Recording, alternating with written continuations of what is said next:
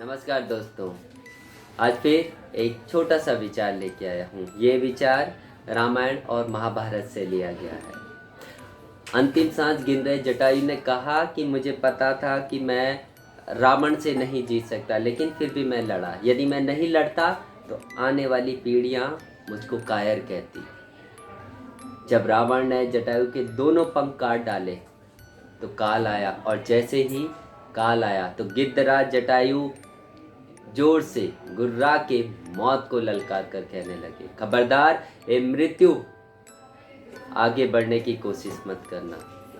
मैं मृत्यु को स्वीकार तो करूंगा, लेकिन तू मुझे तब तक नहीं छू सकता जब तक कि मैं सीता जी की सुध प्रभु श्री राम जी को नहीं सुना दूं। दोस्तों, मौत उन्हें छू नहीं पा रही थी, कांप रही थी खड़ी होकर, और मौत तब तक खड़ी रही, कांपती रही जब तक जटायु ने सीता जी के बारे में प्रभु श्री राम को नहीं बता दिया। यही इच्छा मृत्यु का वरदान जटायु को मिला। किंतु महाभारत में भीष्म पितामह 6 महीने तक बाणों की सैया में लेटे रहे, मौत का इंतजार करते रहे, आंखों में आंसू है, रो रहे हैं, और भगवान श्री कृष्ण मन ही मन मुस्कुरा रहे हैं।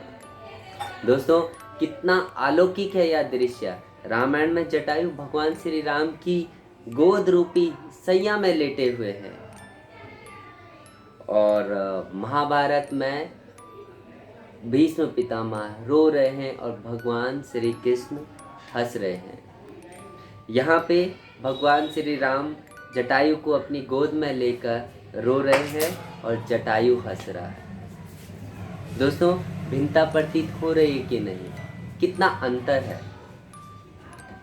अंत समय में जटायु को प्रभु श्री राम की गोद की सैया मिली, लेकिन भीष्म पितामह मरते समय बाणों की सैया में है। जटायु अपने कर्म के बल पर अंत समय में भगवान की गोद रूपी सैया में अपने प्राण त्याग रहे हैं, प्रभु श्री राम की शरण में, और बाणों की सैया में लेटे लेटे भीष्म पितामह रो रहे हैं। ऐसा अंतर क्यों? ऐसा अंतर इसलिए कि भरे दरबार में भीष्म पितामह ने द्रौपदी की इज्जत को लुटते हुए देखा था, लेकिन विरोध नहीं कर पाए थे। दुशासन को ललकार देते, दुर्योधन को ललकार देते, लेकिन द्रौपदी चीखती रही, रोती रही, बिलखती रही, चिल्लाती रही, लेकिन भीष्म पितामह सिर झुकाए बैठे रहे, नारी की रक्षा नहीं कर पाए।